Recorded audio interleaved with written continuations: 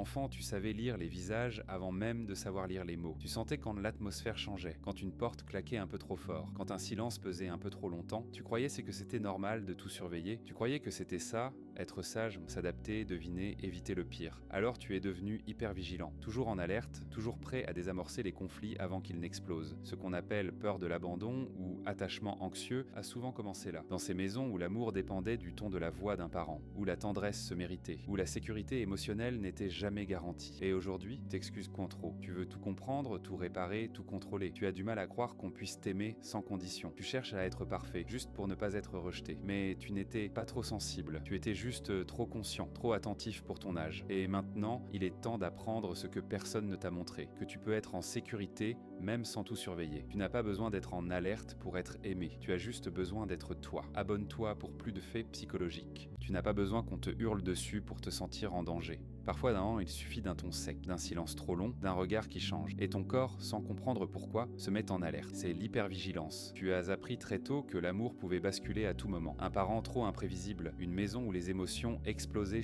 sans prévenir. Alors, ton cerveau a pris l'habitude de scanner tout le temps, le moindre signe, le moindre changement, juste pour te protéger. Enfant, ça t'a aidé à survivre. Adulte, ça t'épuise. Tu suranalyses les messages. Tu veux toujours faire bien. Tu ressens avant même qu'on te parle. Et tu crois que si tu comprends tout, tu seras enfin en sécurité. Mais ce que tu cherches, comme elle l'est, ce n'est pas le contrôle, c'est la paix. Le droit de ne plus avoir peur de décevoir, de ne plus être sur tes gardes. L'hypervigilance n'est pas un défaut. C'est une trace de ce que tu as dû faire pour te sentir en sécurité dans un monde qui ne l'était pas. Tu n'es pas trop sensible. Tu es quelqu'un qui a appris à survivre. Et maintenant, tu apprends à vivre. Abonne-toi pour plus de faits psychologiques. Tu n'étais pas trop sensible. Tu étais juste seul à ressentir autant. Quand on grandit dans un environnement où les émotions dérangent, on apprend très vite à les cacher. Un chagrin, arrête de pleurer. Une peur, tu exagères. Un besoin d'attention, tu veux encore te faire remarquer. Alors l'enfant se tait, il devient observateur, il apprend à lire les humeurs avant qu'elles explosent. C'est ce qu'on appelle l'hypervigilance émotionnelle, un mode de survie déguisé en empathie. Petit à petit, il se coupe de lui-même. Il devient celui qui comprend tout le monde sauf lui. Celui qui apaise, qui s'adapte, qui devine avant même qu'on parle, mais à l'intérieur, ça hurle. À l'âge adulte, cette hypervigilance se transforme en anxiété relationnelle. Tu suranalyses les messages, tu doutes de ta valeur dès qu'on te répond moins vite. Tu dis oui quand tu veux dire non par peur d'être rejeté. Tu confonds amour et apaisement de l'autre. Ce n'est pas un défaut de caractère, c'est une stratégie d'attachement née du besoin d'être aimé dans un contexte où l'amour semblait conditionnel. Et tu sais quoi? Tu n'as pas besoin de moins ressentir. Tu as juste besoin d'un espace où tes émotions ne sont plus une menace. Parce que la sensibilité n'est pas une faiblesse, c'est ton radar,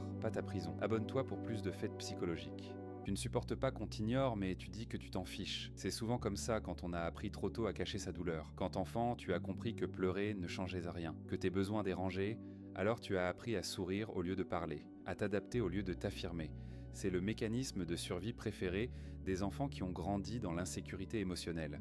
On appelle ça l'hypervigilance affective. Tu observes, tu t'ajustes, tu anticipes les humeurs des autres pour ne pas perdre leur amour. Tu crois contrôler la relation, mais en réalité, c'est la peur de l'abandon qui te contrôle.